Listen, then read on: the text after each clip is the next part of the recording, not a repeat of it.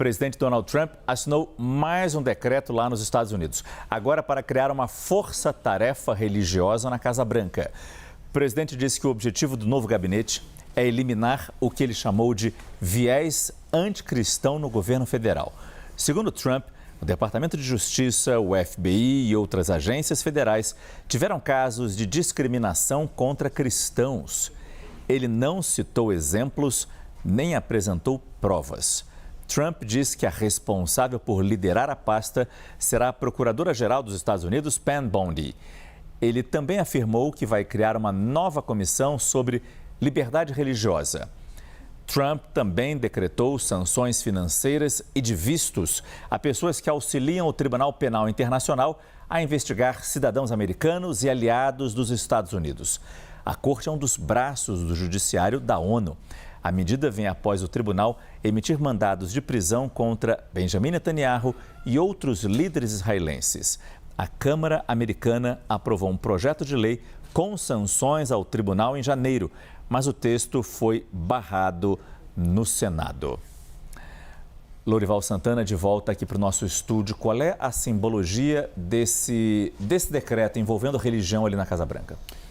Bem, como o Trump não deu exemplos, né, de como é que o governo tem um viés anticristão, a gente pode olhar para a carreira da Pam Bondi, a procuradora-geral que vai estar à frente dessa nova vertical do governo Trump. E ela atuou entre 2011 e 2019 como procuradora-geral do estado da Flórida e depois também como advogada, né? E a atuação dela tem sido no seguinte sentido, por exemplo, em favor dos militares que não aceitam ser vacinados alegando razões religiosas. No caso da Covid e de outras epidemias, as Forças Armadas elas são obrigadas a ser vacinadas para não transmitir doenças para os colegas, porque isso enfraqueceria as Forças Armadas. Bom, ela também fez ações para proteger funcionários públicos que se recusaram a atuar, por exemplo, em planejamento familiar, em distribuir contraceptivos para as mulheres alegando razões religiosas.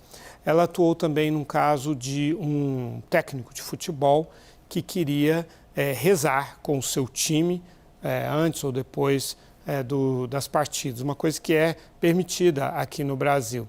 Mas nos Estados Unidos a justiça considera que é uma forma de você impor a sua religião sobre um grupo que não necessariamente tem a mesma religião. Então isso é um constrangimento. Interessante é que essas visões, por exemplo, em relação a esse último caso, são em prol da liberdade religiosa, protegendo as pessoas que ou não têm religião ou têm uma religião diferente.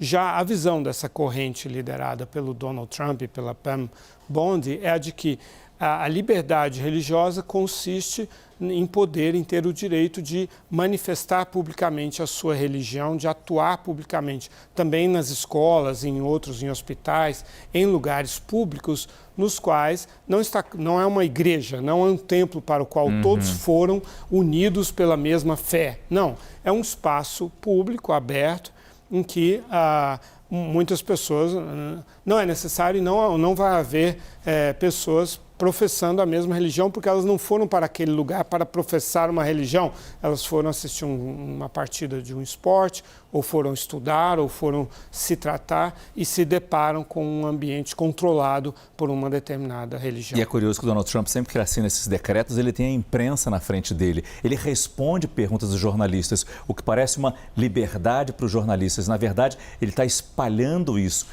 E acabamos que nós ajudamos a disseminar esse tipo de pensamento, essa notícia e esse tipo de pensamento. Sim, daí a necessidade de contextualizar e analisar as causas e consequências. Sem dúvida nenhuma. Muito obrigado, Lorival Santana.